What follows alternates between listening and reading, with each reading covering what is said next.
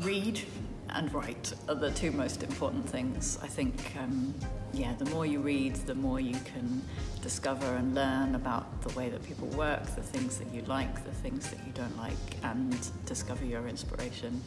And there's really no way to becoming an author other than just writing. Do it every day. Well, the first thing I think is to be reading a lot. You'd be surprised how many young people say they want to write novels and aren't really reading.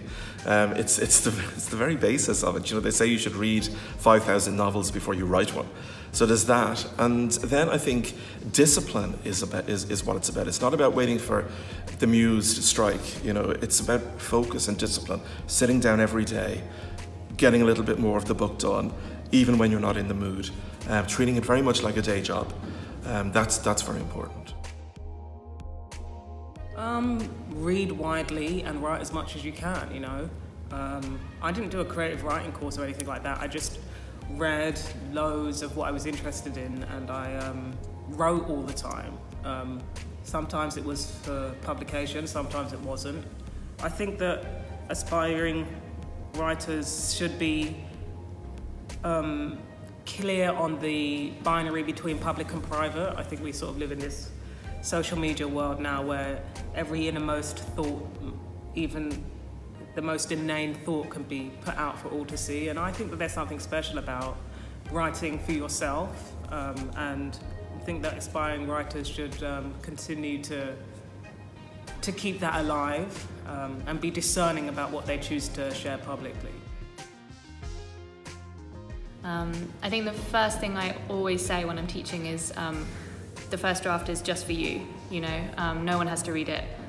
You can write complete rubbish, and that's okay. And I think there's often a fear of, you know, you sit down and you have a blank page or your blank computer screen and you have to write perfect sentences. It has to be very eloquent. The plot has to immediately flow out of you perfectly.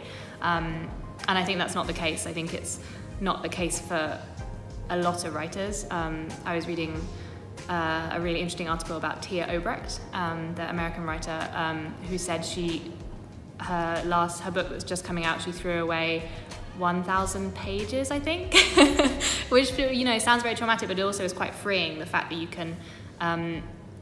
can delete a lot. Everything undertook maybe 7 entire rewrites to get to what it is now, and there's nothing in this draft that was in those first drafts.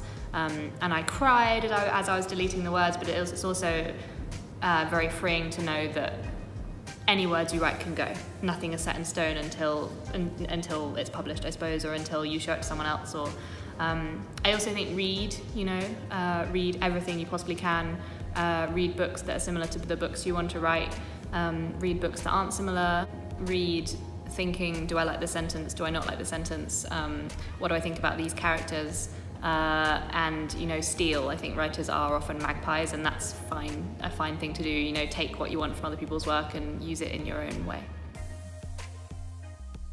The thing that I always say to people most of all is that you have to be very, very wary of fandom, of becoming a fan of a particular writer or a particular kind of writing, because what inevitably happens is that you then try to write like that and you suffocate your own voice.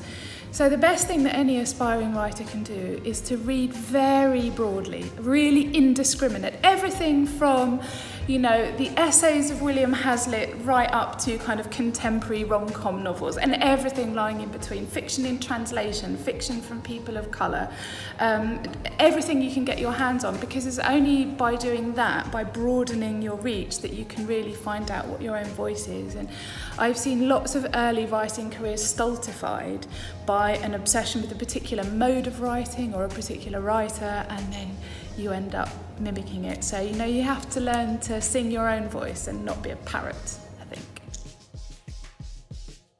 I think just do it as much as possible.